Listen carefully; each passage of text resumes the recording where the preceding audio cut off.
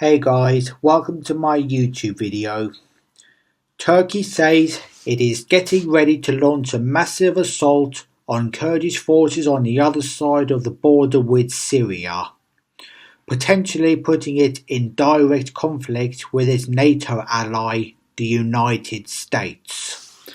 This could be a significant new development in the Syrian civil war, which is now almost 7 years old. Here's the image of a Turkish tank positioned on the Turkish-Syrian border. So why is Turkey threatening this assault? One main reason: Turkey considers the US-backed Kurdish militia that controls much of northeastern Syria a terrorist group.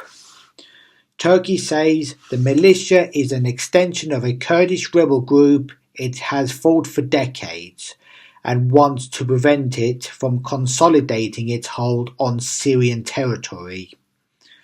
Recent news of US plans to help the militia form a 30,000 strong border security force alarmed Ankara. Turkey's president said Washington was creating a terror army and vowed to suffocate it. He warned of imminent operations to clear Kurdish forces from two border areas, Afrin and Manbij. Turkey has vowed to crush a Syrian Kurdish militia called the People's Protection Units, the YPG, which it considers a terrorist group.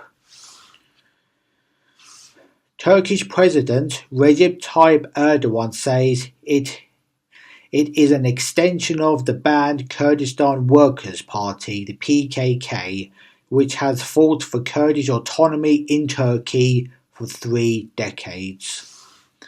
The YPG denies any direct links, an assertion backed by a US-led coalition whose airstrikes have helped the militia and allied Arab fighters drive Islamic State militants from tens of thousands of square kilometers from Syria. Ankara has condemned the US for supporting the YPG and was alarmed when it emerged on Saturday that the coalition was helping it form a 30,000 strong border security force. While Turkey has long threatened to clear YPG fighters from the Kurdish enclave of Afrin in northwestern Syria and Manbij, a mainly Arab town to the east, the news appears to have brought those plans forward. Here's the latest conflict map of Syria as of January 2018. Now, I am going to show you the video of a Turkish shelling and some damages caused by the bombings. Take a look, guys. هاي الدشة من على بالدبابة ها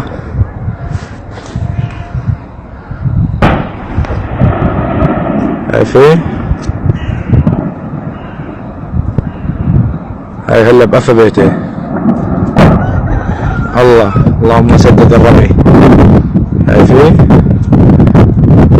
هاي القنقة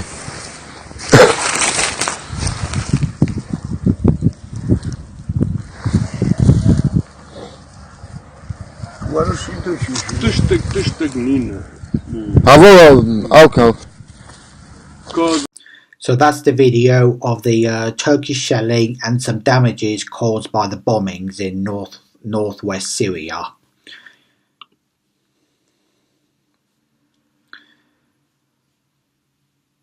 Now, the US also rejects Turkey's portrayal of the militia, which has proven to be a key ally in the battle against the jihadist group Islamic State. The YPG is part of an alliance with a number of ethnic Arab militias called the Syrian Democratic Forces.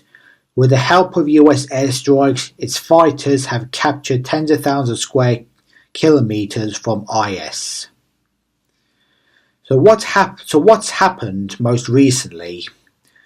News broke on Saturday that the US was helping the SDF build a new border security force. US officials said their plan was to train about 30,000 personnel, half of them SDF fighters, to help prevent infiltration by IS militants across the Turkish and Iraqi borders and parts of the river Euphrates, which effectively divides SDF and Syrian government-held regions. The announcement enraged Turkey's government. President Recep Tayyip Erdogan said on Monday that he considers the border force to be a terror army. Syria's government, which has mostly avoided conflict with the Kurds, called it a blatant attack on its sovereignty. Russia, the government's ally, warned it was a step towards the partition of Syria. On Tuesday, Mr. Erdogan vowed that Turkish troops and Syrian rebels would soon destroy nests of terror along its border, starting with Afrin and Manbij. What's at stake in Afrin? It's significant for a few reasons. Afrin is separated from Manbij and other SDF-controlled areas by a pocket of territory held by Turkish-backed rebels. In Afrin and Manbij were to fall, Turkish-backed forces would control a 200 kilometers, which is 125 square miles continuous stretch of Syria's northern border west of the Euphrates. The YPG has not said how many fighters it has in the two areas, but Turkey's state-run Anadolu news agency estimated that there were about 8,000 to 10,000 in Afrin. It is also not clear if US military personnel are deployed around Manbij as they were last year. Why would a Turkish assault on Afrin matter? It could bring the interests of two NATO allies into direct conflict and also have a major impact on relations between Turkey and Russia. Russia is believed to have hundreds of troops in Afrin and effectively controls the enclave's airspace. An offensive without its approval might prove difficult for Turkey and open a major new front in a war that activists say has already cost more than 340,000 lives.